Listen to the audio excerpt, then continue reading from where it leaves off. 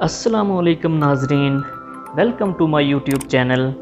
ناظرین، آج کی ویڈیو حج کے انتظامات کے بارے میں ہے۔ جیسا کہ آپ لوگ جانتے ہیں کہ کرونا وبا کی وجہ سے اس سال بہت کم لوگ حج کر رہے ہیں، تقریباً 10,000 لوگ۔ تو ان انتظامات کا جائزہ لیتے ہوئے سعودی نائب وزیر حج و عمرہ نے مسجد الحرام میں حجاج کے استقبال کے لیے حتمی انتظامات کا معائنہ کیا۔ انہوں نے اطمینان حاصل کیا کہ طواف، سعی اور دیگر عبادات کرتے ہوئے حجاج سماجی فاصلہ کس طرح برقرار رکھیں گے اور کرونا وائرس سے کس طرح بچ سکیں گے۔ الاخباریہ سے گفتگو کرتے ہوئے نائب وزیر حج نے بتایا کہ طواف کے صحن میں مختلف رنگوں کی علامتیں بنائی گئی ہیں۔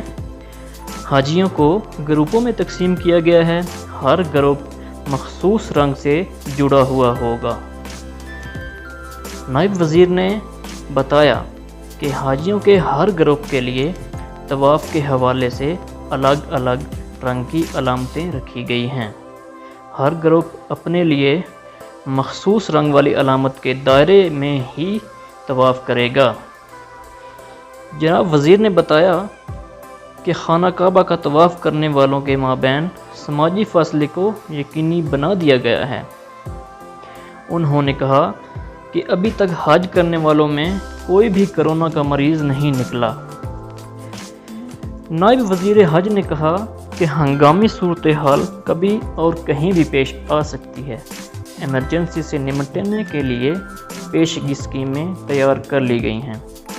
ناظرین، اس سال کے لیے حجاج کرام کی رہائش مینا ٹاورز ہوگی، جو جمرات کے قریب مینا کے ساتھ پہاڑوں کی ڈھلوان پر 6 منزلہ رہائشی ٹاورز ہیں۔ مینا میں حجاج اس سال خیموں کے بجائے اس بلڈنگ کمپلیکس میں مقیم ہوں گے۔